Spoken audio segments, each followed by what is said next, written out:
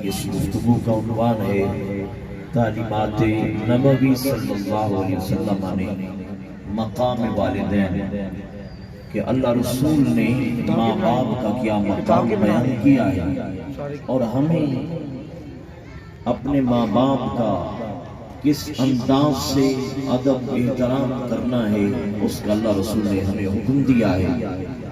اس عنوان میں دو پہلو ہوں گے، ایک یہ کہ آقا دو جہاں نے ہمیں قولی طور پر کچھ باتیں ارشاد فرمائی ہے کہ میرے غلام ماں باپ کا یوں ادب کرنا ہے، پھر آپ نے کچھ عملی طور پر بھی کر کے دکھلایا ہے کہ میرے غلاموں جو میں تمہیں ماں باپ کا ادب احترام کا حکم دے رہا ہوں تم نے کیسے کرنا ہے، جیسے میں محمد عملی طور پر تمہیں کر کے دکھلا رہا ہوں۔ متشم سامعین و حاضرین، قرآن مجید فرقان حمید میں کئی ایسے مقامات ہیں کہ جہاں اللہ پاک نے اپنی عبادت کا ذکر فرمایا ہے اور ساتھ ہی ماں باپ کی خدمت کا، ان کے ساتھ اچھا سلوک کرنے کا رب رحمان نے حکم دیا ہے۔ اس میں اشارہ یہ ہے کہ میرے بندو جس طرح حقوق العباد میں سب سے اعلیٰ درجہ میری عبادت کا ہے، اسی طرح حقوق العباد میں سب سے بڑھ کر ماں باپ کی خدمت کا درجہ اور رتبہ ہے۔ متشم سامعین و حاضرین، آقا دو جہاں تشریف فرما تھے، ایک صحابی آقا کی بارگاہ میں حاضر ہوئے، عرض کی ما حق الوالدین علی ولدہما، یا رسول اللہ والدین کے اپنی اولاد پر کیا حق ہیں؟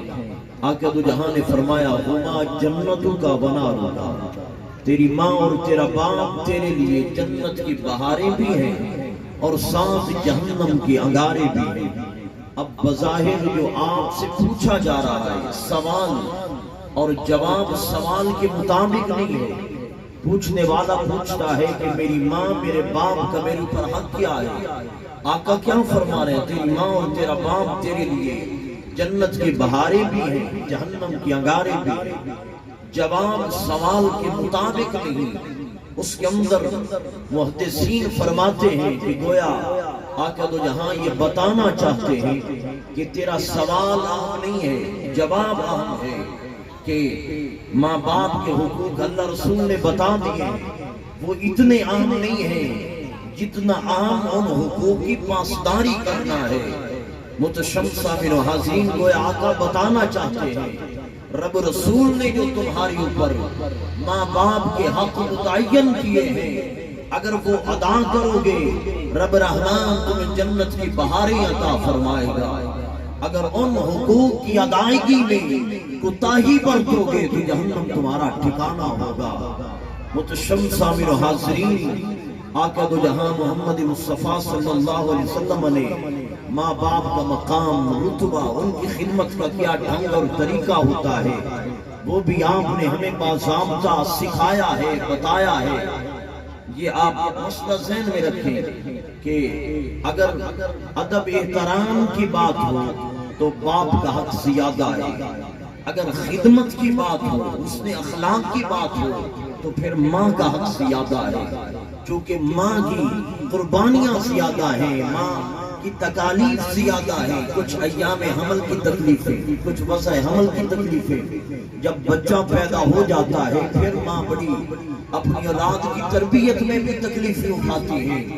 اس لیے رب رحمان نے خدمت کے لحاظ سے ماں کا رتبہ باپ سے زیادہ رکھا ہے۔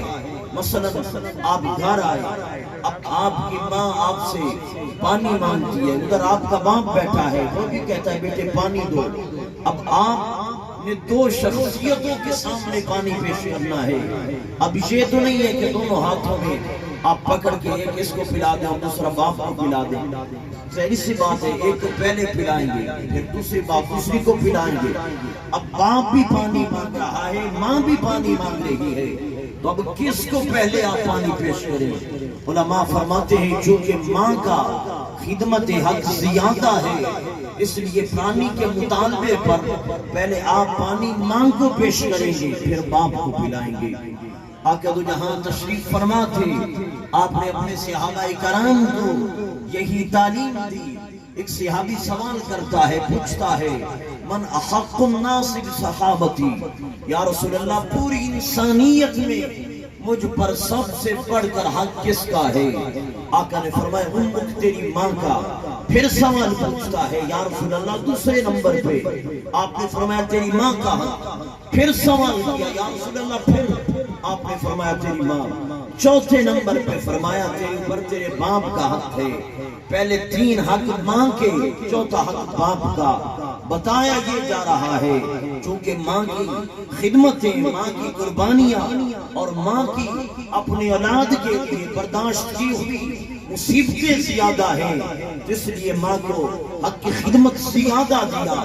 مثلا آپ کے پاس 100 روپیہ ہے، آپ نے وہ 100 روپے ماں باپ پہ تقسیم کرنا ہے، تو وہ شریعت کہتی ہے کہ آپ 75 روپے ماں کو دیں گے اور 25 روپے اپنے باپ کو دیں گے، چونکہ ماں کے 3 حق زائد ہیں اور باپ کا 1 حق ہے۔ لیکن یہ نہ سمجھیں کہ رتبے کے اندر ماں باپ ایک جیسے، رتبے کے اندر جو ماں کا مقام ہے وہی باپ کا مقام ہے۔ فرق سمجھیے، ایک ہوتا ہے حق خدمت، ایک ہے حق عبادت۔ حق خدمت میں ماں کا پہلا نمبر ہے، حق ادب میں باپ کا پہلا نمبر ہے۔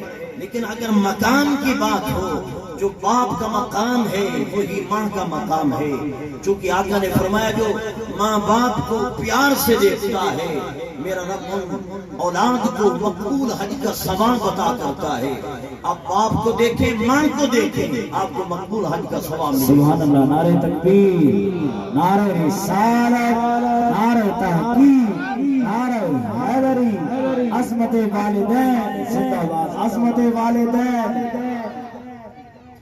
اس کا یہ مطلب نہیں ہے کہ اگر آپ باپ کو دیکھیں تو عمرے کا ثواب ملے گا، ماں کو دیکھیں گے تو حج کا ثواب ملے گا، نہیں۔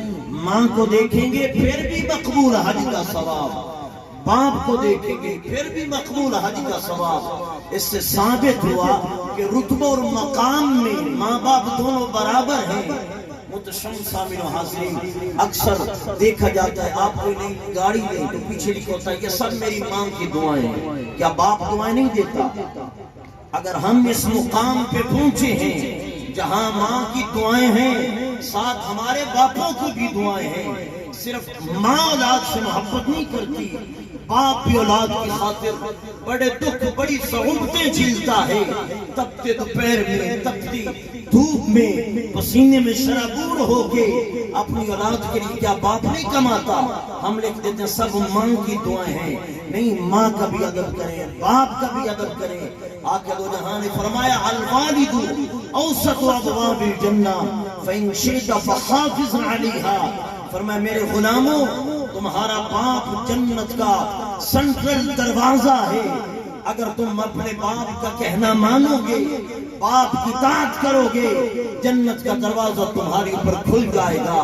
اگر تم اپنے باپ کی نافرمانی کرو گے، جنت کا یہ جو مین اور سنٹرل دروازہ ہے کہ تمہارے اوپر بند ہو جائے گا۔ صرف یہ نہیں ہے کہ ہم نے باپ کی ماننی ہے، باپ کو بھی مقام دو، عزت دو، ساتھ ماں کا بھی ادب احترام ہونا چاہیے۔ یہ بھی ماں کی خدمت بھی انسان کے درجات بلند کرتی ہے۔ آقا دو جہاں تشریف فرما تھے، آپ کے غلام بڑا پریشان آپ کی بارگاہ میں حاضر ہوا، عرض کرتا یا رسول اللہ انی اصبت ذنبا عظیما، پیارے حبیب ایک بڑا گناہ کر بیٹھا ہوں، کیا اپنے گناہ پہ تائب ہوں تو گناہ مٹ جائے گا؟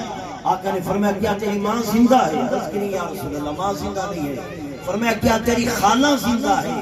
عرض کی جی حضور خالہ زندہ ہے۔ فرمایا جان تو اپنی خالہ کی خدمت کر، تو خالہ کی خدمت کرے گا تو یہ یوں ہوگا جیسے تو اپنی سکی ماں کی خدمت کر رہا ہے۔ اور ماں کی خدمت ایک ایسا عمل ہے، ایسا وظیفہ ہے جو انسان کے گناہوں کو مٹاتا ہے۔ متشم سامعین و حاضرین، آپ ماں باپ کا ادب کریں، احترام کریں۔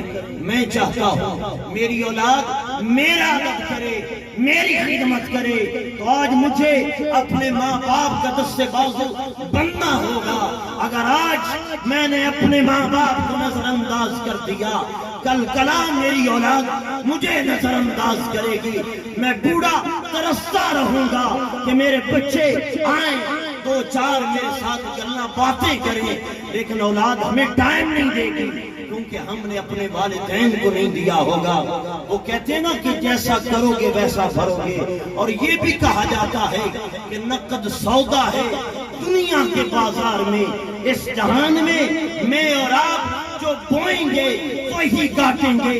اگر آپ اپنے والدین کی خدمت کر جائیں گے، ان کی دعائیں لے جائیں گے، ہماری اولاد بھی ہماری خدمت کرے گی۔ آقا دو جہاں محمد مصطفیٰ نے جس نبی کا آپ میلاد منا رہے ہیں، اسی نبی کی مبارک دو حدیثیں سنیے۔ آقا نے فرمایا برو آباکم یبروکم ابناؤکم، فرمایا میرے غلاموں اپنے ماں باپ کی اطاعت کرو، اگر تم اپنے ماں باپ کی اطاعت کرو گے تمہاری اولاد تمہاری اطاعت کرے گی۔ اس تصویر کا دوسرا رخ بھی سنیے۔